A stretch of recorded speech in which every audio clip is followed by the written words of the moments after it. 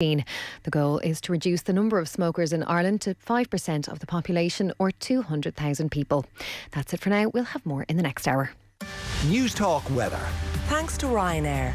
Plan your ski trip to Italy, France and Austria at unbeatable prices. Mainly dry this evening with a few showers in Connacht and Ulster. Cold with the lowest temperatures of 4 to 7 degrees. And now you're up to date on News Talk.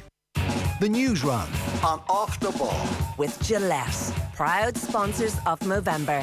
Gentlemen, start your razors. This is News Talk. Welcome along, Joe Molloy with you this evening. We've got a brilliant show for you. Very interesting, eclectic mix of topics, good and bad. Certainly in the bad category, extraordinary testimony from Azim Rafiq, the former Yorkshire cricketer, at Westminster this afternoon. Allegations of the most serious kind, extraordinary testimony across 2 hours. Sean Ingle of The Guardian with all the details. He'll join us 7:30. If you're not following this story, I promise you it's worth sticking around for 7:30. Football show between 9 and 10, the multi-talented Saoirse Noonan on a league winning season at Shelbourne, and her international career really kicking off as well this year. She's coming up around 9:30. Miguel Delaney at 9 o'clock, talking about various things, including Michael Owen, frankly, is just damn bored at how easy international football is for England. He wants the whole thing restructured. We can't be playing San Marino, says Michael Owen. And then Keith Earls has written a new book, as I'm sure you've seen. Genuinely, this was recorded a week or two ago now, 3 ago, maybe even, with Keith Earls. It's an extraordinary interview. He's extraordinary, and he's coming your way at 8 o'clock. So Keith Earls on the way at 8 o'clock. 53106, the text number. We're at Off the Ball on Twitter. Richie McCormack, good evening. Joseph, how are you? Yeah, very well. And Dave McIntyre, good to have you with us. Evening, gents. How are you doing?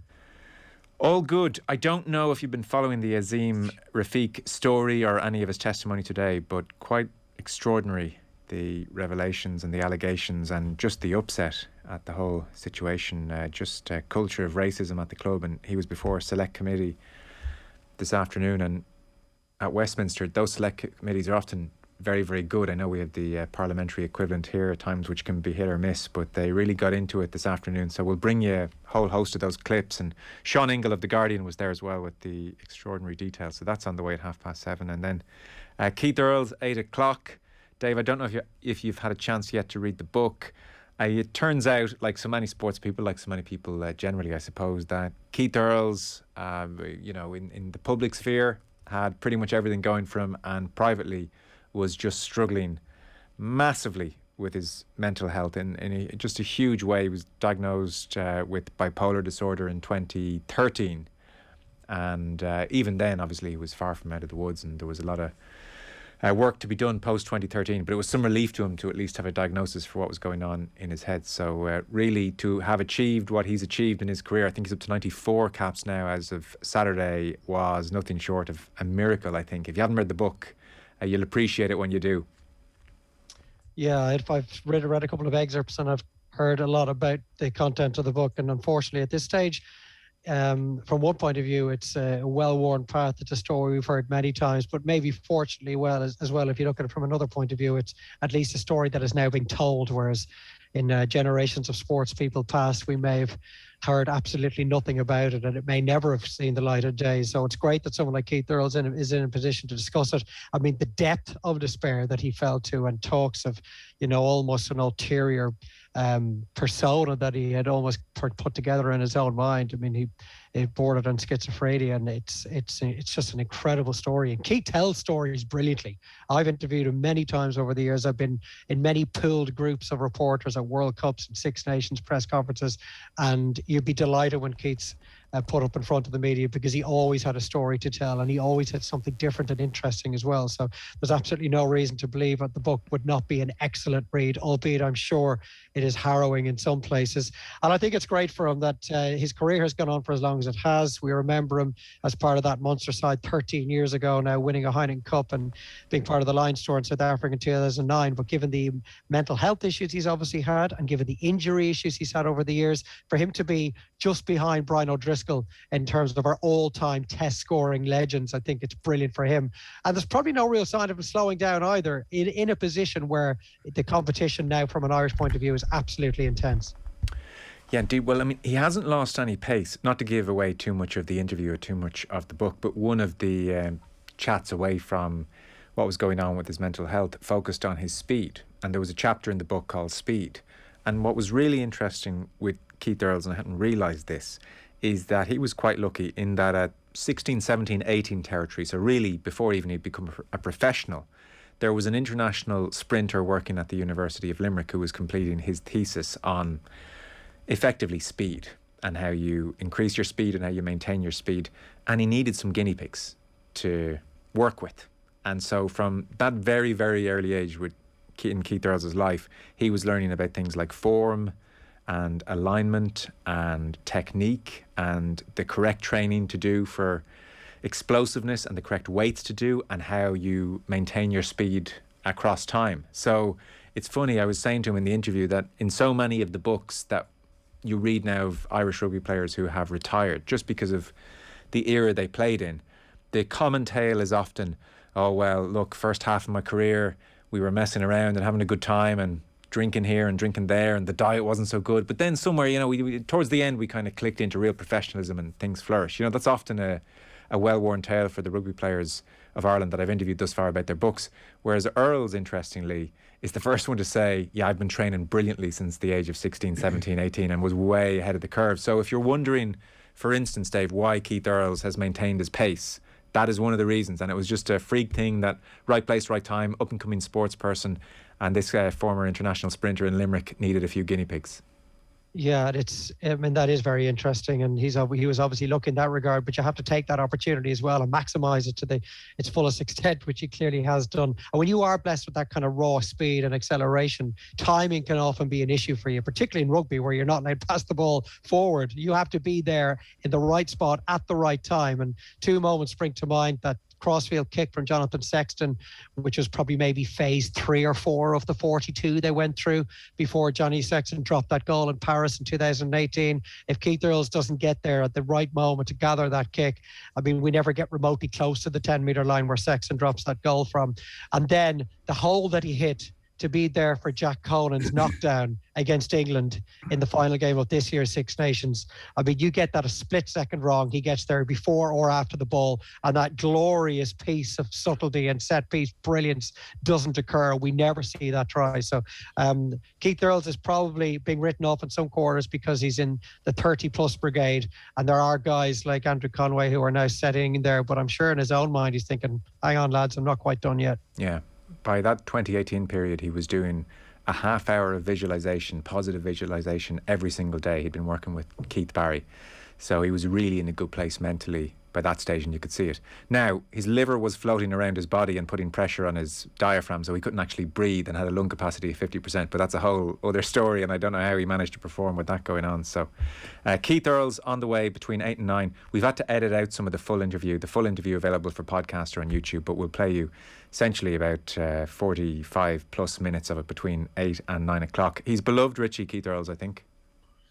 Yeah, and this is only going to cement it. It wasn't going to take much to enhance his character, to be fair, because he's just so likable. And I think since the moment he broke into the Munster setup, first of all, he seemed almost destined, then obviously for the Ireland setup. But it wasn't a case of this prodigy who was above everyone else. It seemed like a member of the community had made it through to first, obviously, the Munster setup and then the Ireland team, and was very much representative of where he came from. And that kind of stuff can't be manufactured. That kind of stuff can't be faked. And that kind of stuff is, something that the public loves to hold on to. And the fact that he now has come forward as being slightly more, delicate, character, you might say, and has come through his own troubles, that's only going to endear him more fully to the Irish public, and rightly so, because there is a link between, as different as the stories are, but there is a link between what Keith Earls has done with his book and coming through about his own problems with his personal life,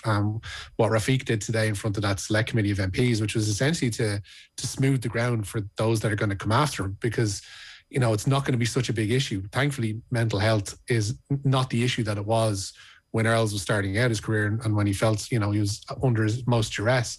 And similarly with Rafiq over in the UK in front of that select committee, he said himself, it's not about him, it's about the generation that's going to come afterwards, that they won't have to deal with this. That essentially, in the truest sense of the term, and without wanting to lean on cliches, they're both breaking down boundaries and they should be lauded for that.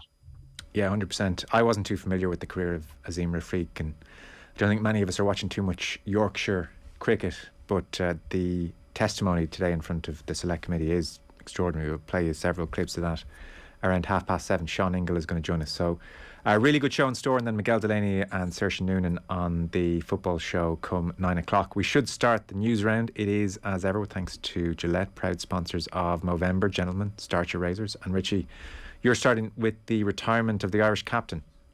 Yeah, Ireland captain Kiera Griffin today announcing her retirement from international rugby. Saturday's test with Japan will be the back row's last in a green jersey and her 41st cap in all. Griffin is still only 27. She's been captain of the side since 2018 and was asked about her decision to retire by Nathan today. A lot of people obviously going to be shocked by this, considering your age and everything that's gone on over the last few weeks. You talked about it being a tough year. How much is the last couple of weeks and everything that's gone on and the back and forth between IRFU and players, has that influenced your decision at all? And how difficult has that been for you as captain? No, that hasn't influenced my decision. Just something I'd come to at another time. It hasn't been influenced by the last week at all. Obviously, it has been a tough time for us as a group with everything. But I think something that happened to me, and I was thinking, was, to be honest, the time of the pandemic. It made me reevaluate an awful lot of things, made us all, I suppose, reevaluate that time at home, things like that, getting that time with your family, and it just made me, I suppose, reassess different things. And now I suppose I have the opportunity that, I can finish at home on home soil, and I can finish on my own terms. So that's kind of been my reasoning. Yeah, congratulations to her on a brilliant career. Still very young. I think, Dave, it says something about where the state of the women's game is at the moment, that when the news first came through that she was retiring, everybody's, I suspect, first thought was, well, this is because things have gone so badly awry behind the scenes. Yeah, look, you can only take Kiera at face value, and I mean, who are we to question her? And she's given her everything she has for the time that she's been in the Ireland jersey and the effort she put in to put herself in a place to wear it in the first place, that we can't really question her. But I'd be surprised if the events of the last couple of weeks didn't play some part. Now, I know she has acknowledged that if Ireland had qualified for the World Cup and if things hadn't gone so badly wrong in Parma a few weeks back, that she probably wouldn't be making this decision or this announcement this early. Maybe in the back of her mind, she'd always had some sort of an intention to retire after the World Cup, and events meant that was brought forward considerably by several months. But she would love to be leaving the Irish game, given what she's put into it, in a better place than it was when she found it. I'm not sure she could probably say that. It's certainly not through any lack of effort on her part, but certainly Irish international 15s women's rugby is at a low ebb right now, and Kiera probably wishes she could have left it in a better place. And Richie, news on the publication or not of the review? Yeah, the IRFU confirming today they won't publish the report into the failure of the women's team to qualify for the World Cup. The union will instead release the key findings of the independent review, which will be delivered by the former Wales international Amanda Bennett. Okay. I think there was hope that would be published in full. Let's see how detailed they are and the findings and go from there. Meanwhile, there's football this evening. Yeah, lots of it. The Republic of Ireland under-19s through to the elite stage of the European Championship qualifying. Goals from Sligo's wunderkind Johnny Kenny and Lincoln's Ruan Curtin secured a 2-0 win for Tom Mohan's side over group hosts Bulgaria. The elite phase draw will be made in the new year. Republic of Ireland under-21 manager Jim Crawford making 2 changes for this evening's Euro qualifier with Sweden. Ross Tierney and JJ Coyote come into the side, replacing Conor Noss and Collie Whelan for the game at Tallaght Stadium, where there was a 7 o'clock kickoff, and it's still Ireland 0, Sweden 0. And Wales are hoping to secure a home draw in the World Cup qualifying playoffs tonight. However, they're without Gareth Bale for the visit of Group E winners Belgium to the Cardiff City Stadium. There's a 3-way dance for top spot in Group G tonight. Should be fun. The Netherlands even can book their tickets to Qatar if they beat third place Norway, but second place Turkey are away to Montenegro. The playoff spot in Group D is still up for grabs.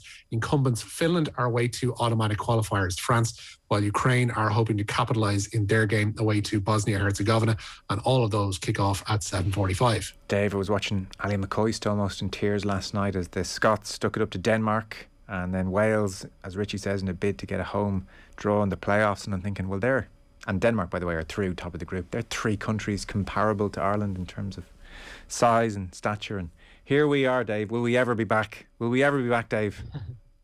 I went to throw in Northern Ireland as well, because they put it up to the European champions last night. They were probably great the better last night, team and had the better chances and should have won that game.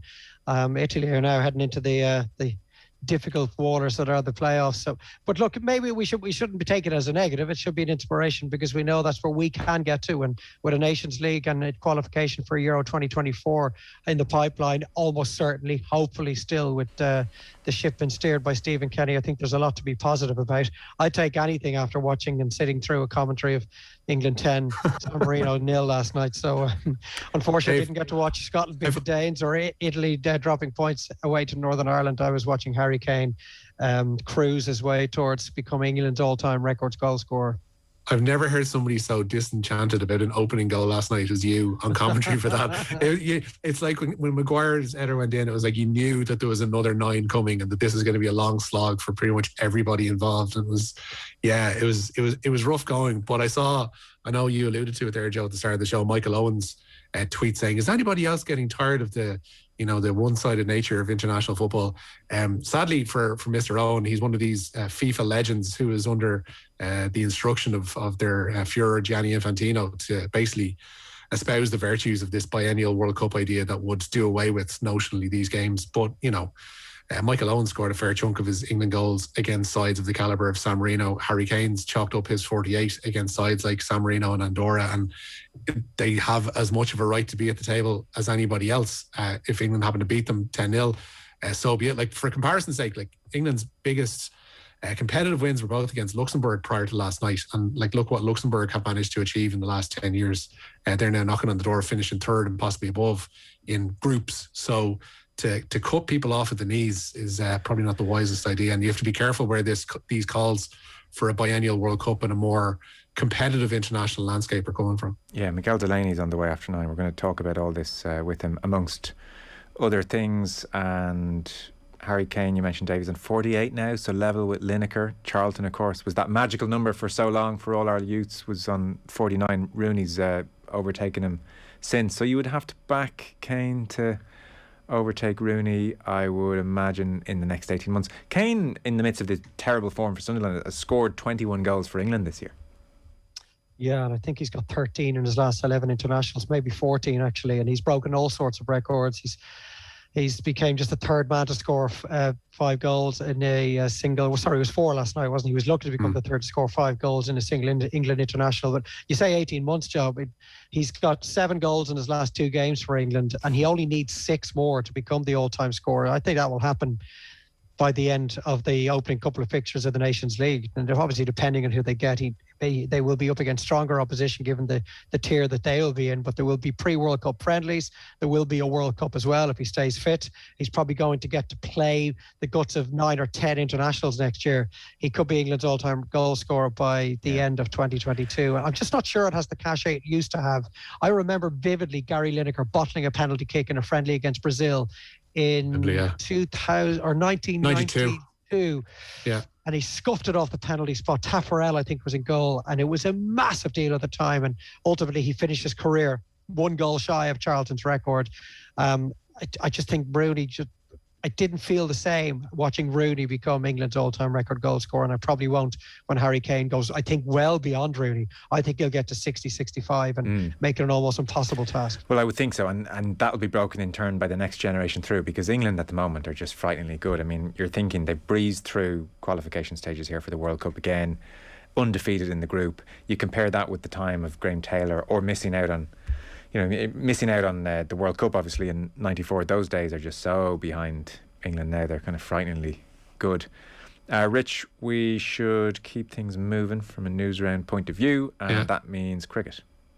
Yeah, Ireland are going to host the T20 World Cup in 2030. The joint bid involving the England and Wales Cricket Board and Cricket Scotland was confirmed as the preferred candidate today. It'll be the first time since the 50 overs edition of the World Cup visiting Clontarf in 99 that Ireland has hosted a major tournament. Warren Dutram very happy about that, but I guess it's come, that news, on a pretty bad day for the sport, because the former Yorkshire bowler Azim Rafiq believes cricket in the UK is institutionally racist.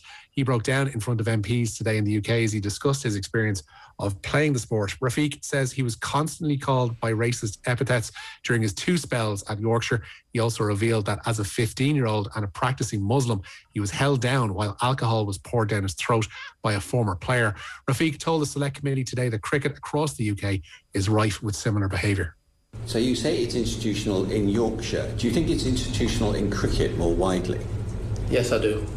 And is that from experience when you obviously play other counties and so on, or indeed when you're playing club cricket? It's just infuses the whole game, does it? I think the stats, we rely a lot on data in today's society. I think that back it up. I think other people's experiences now, and I know off the record I have had enough people talk about experiences up and down the country. It's not just at Yorkshire. And I think here the ECB's got to take a bit of responsibility as well. It's all well and good everyone throwing the book at Yorkshire. It is still my club, and whether people believe or not, I still have a sense of wanting to make sure that it's not just everyone throws a book at Yorkshire, because this is a problem up and down the country. It got very emotional at times across his 2 hours in front of the select committee. Sean Ingall's going to join us shortly, and we'll play you some of the audio and just give you a sense of the story if you haven't been following it too closely. There are, in less serious matters, a bunch of people texting in to say they completely agree with Michael Owen, by the way. They find international football in the main pretty boring, and their heart sinks when it's a gap week in the Premier League and they're thinking, oh man. And I guess, from an Irish point of view, at least the qualification campaign has a certain intrigue, Dave, and excitement. And even the dead rubber matches, because of where Stephen Kenny is, have had their own interest level. But generally, it's like, will we qualify? Every game is huge and tension-filled, and the 4 or 5 days build-up and the 2-3 days fallout are all really engaging. I can sort of see your point. If you're an English fan and it's like, we've already qualified, we qualified months ago, I can see how a bit of boredom sets in with the whole process. Yeah, from an English point of view, maybe, and they have won so many of their games so easily, and I think this is their 7th consecutive World Cup qualification since missing out on the USA in '94. But in a general sense, I would disagree with those listeners, because I think international football has come on massively in the last 3 or 4 years. I think the opening of the doors to countries far down the pecking order qualifying for the Euros, I think, has been amazing. I think the Nations League has been a massive success, having abandoned the old friendlies, which I dreaded, and I used to commentate on some of them and attended some of them to report on them. And when the Premier League break was coming up, I just really almost cowered in the corner at the thought of having to go and watch Ireland play Wales under Trapattoni in August, in a game that absolutely nobody wanted to be part of. I can't imagine you cowering in the corner, but those days were bleak. They were grim. But now I do look forward to the international windows. The Nations League semi-finals and final, just as an example, were absolutely phenomenal. And there have been some brilliant games this year, helped by the fact that, recency bias kicking in. We've had a European Championships as well. But international football as a spectacle, for me anyway, has definitely been massively improved in the last 2.5, 3 seasons. Rich, I think you could be right on that Michael Owen link with Infantino. Oh no, it's a thing. Yeah, it's a thing. Like Tariq Panja has pointed it out several times, that there is this group who are contracted as FIFA legends, who were all brought to Doha recently, and do have to toe the line of FIFA. So, like, Michael Owen's tweet last night may have well been prefaced with Gianni Infantino saying, Michael, can you write something like, because this is the FIFA line that the likes of Owen, the likes of Yaya Toure and more have been towing over the last few weeks and months. And it's only going to grow. It's only going to snowball from here, because they want to push this thing through, regardless of the pushback from UEFA and so on. Yeah, I keep paraphrasing him. What he tweeted was, rapidly falling out of love with watching international football, barring the big tournaments. I think a lot of people feel the same way. Half these games are absolutely pointless. A restructure is needed. He says cryptically. Okay, I think that's a home run. There you go. By the way, Dave, in your commentary, I presume the pro that you are, you knew that in scoring, Harry Maguire became England's highest scoring defender ever. Pips Jack Charlton and John Terry. Of course. I had I was thankful from the second half point of view that the goals had continued to go in, because that meant Wikipedia was my oyster in the second half, because I had all sorts of information to tap into, because I knew Kane scored again. Well, that was going to be another record that had gone, and I had known that Luxembourg 9-0 in the 60s and the early 80s was the all-time competitive record win they'd had. So I had that at my fingertips, and it was different from the game against Albania that I also commentated on during the week, which was they were 5-0 up at the break, and that's where the goal stopped. So that was a complete write-off in the second half. But at least you could be trawling through the record books while commentating on the second half last night. What a night. Dave McIntyre, thank you very much. Thank you. Richie, we're out of time. Sorry, I know a few other interesting stories there. We'll get to them again, I'm sure. Thank you. They're mostly depressing, Joe, so we're probably better off leaving it a few there, grim ones there. Yeah. Thanks very much, Richie McCormack and Dave McIntyre there. Your chance to win big. News Talk's Cash Machine. Now, the winning streak continues in the Cash Machine.